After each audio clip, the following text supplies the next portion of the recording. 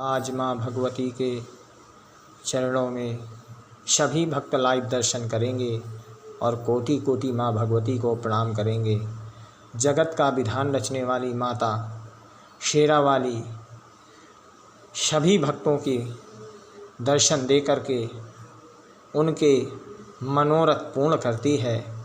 जब जब भी माँ जगत में उद्धार करने के लिए अवतार लिया, तब तब भक्तों ने माँ की आराधना करके माँ को प्रसन्न किया।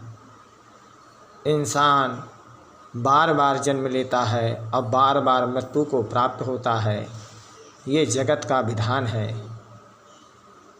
इंसान ईश्वर की माया को बिल्कुल नहीं समझ पाता है, क्योंकि जो संसारिक रूप में आया है उसे संसार से जाना भी है।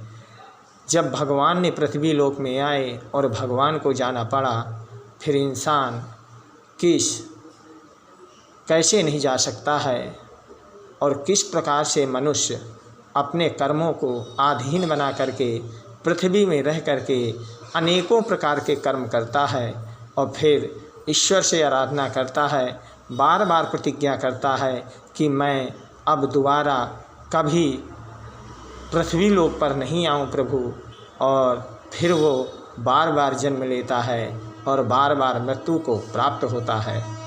संसारिक माया में रह करके भी इंसान अपने कर्मों में लिप्त रहता है और भगवान ईश्वर से प्रार्थना करता है कि मैं जगत में आया हुआ कर्म आधीन बना करके मैं आपकी सेवा या चरणों में लगा रहूं और मेरा मन आपके चरणों में लिप्त बना रहे।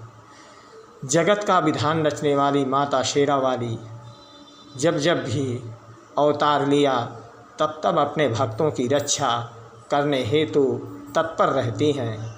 और माँ पहाड़ों पे निवास बना करके जब ही उनका नाम पहाड़ों वाली पड़ा, संसारिक रूप से विधि के विधान को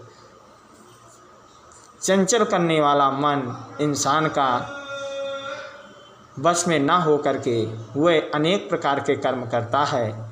और जब हम अपने मन को वश में करते हैं तो हमारा मन भी ईश्वर में ही लगा रहता है।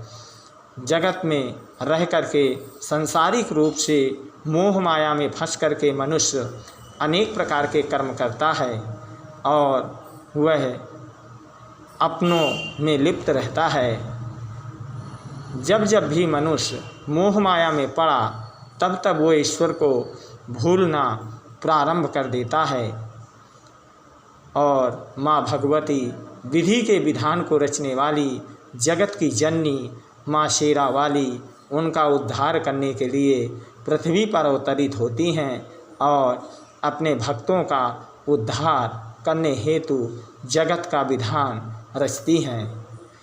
जब जब भी माँ जगत का विधान रचते हुए माँ शेरा वाली संसार में आकर के जन्म और मरण के भाव को देख करके अनेक प्रकार के कर्मों को करते हैं और वह संसार में रह करके भी अपने आप को मुक्त नहीं कर सकते हैं।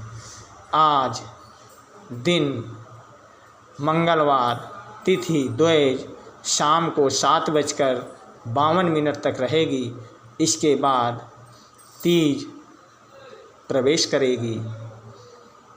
अब मैं दुर्गा भागवत का पाठ प्रारंभ करेंगे और सभी भक्त लाइव दर्शन करेंगे।